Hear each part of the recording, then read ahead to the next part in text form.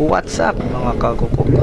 Ito pala yung pagtira natin sa malaking pamsa. Ito, yun. Sinigurado ko talaga itong mga kagoko para hindi makawala. Ayun, sa pool.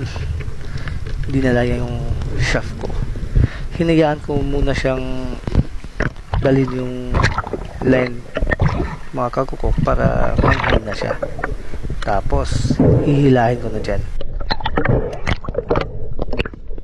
Dalawa pala to sila mga kakukok. Yung isa nasa unahan, hindi lang nakikita sa video.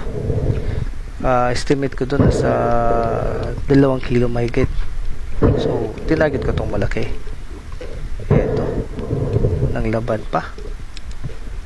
So ang lakas talaga ng mga trevally. Shoutout pala sa nag-send ng tala sa atin. Eto siya. Pag nakikita nyo ang video na ito mga kakoko, pakishare naman po at pwedeng pakireact na din. Salamat po.